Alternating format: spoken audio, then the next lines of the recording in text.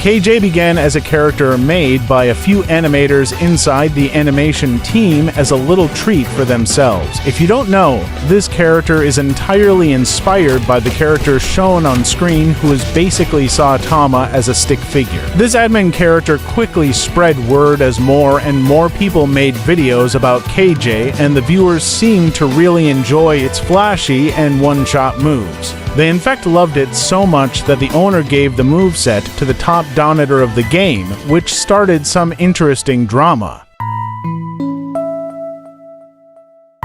Naturally, everyone tried to get KJ by donating as much as possible, but it was already decided the top donator was ahead of most people at around 1 million Robux. The remaining people who didn't get their KJ complained, believing the donor system was rigged and KJ was pay to win.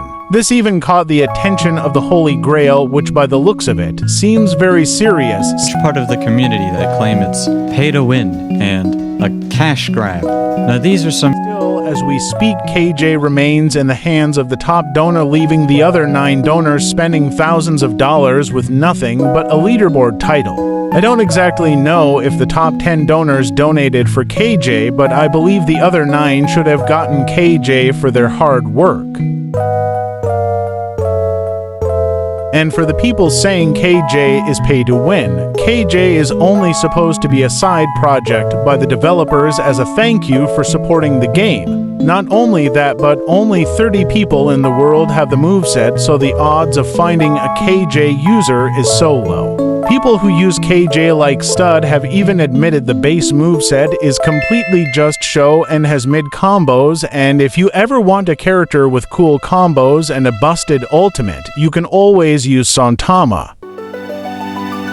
KJ after that went smooth sailing. The hype around the moveset slowly died down, with less YouTubers milking the character, which was honestly completely fair. The views would always skyrocket as long as KJ was in the thumbnail. Sometimes people would use this for evil. But overall, the strongest Battlegrounds stayed as the game as it was, updating every 3 months with mainly happy players, until the Innovation Awards. The Innovation Awards is an annual thing that Roblox does, which is where people vote for the best games, content, and UGC creators, etc. This year, the strongest Battlegrounds has been nominated for the best strategy, fighting, and personal choice, and as a way to make people vote TSB. The owner made an announcement in their Discord server that KJ will be free if they win a category. This excited players, as the thing they've been wanting for so long would finally come to them at the price of nothing. So that's what they did. About 1.5 million people voted for the strongest Battlegrounds, despite the controversy if TSB was a strategy game in the first place. Yet even after winning the election, the owner never gave us KJ. People were both confused and angry about not getting KJ. The owner gave the excuse that all the voting has to be finished. This led people to believe that voting for TSB in the next category would give them KJ, so once again that's what they did. The players voted TSB, and yet still no KJ to be seen. And that's a loss.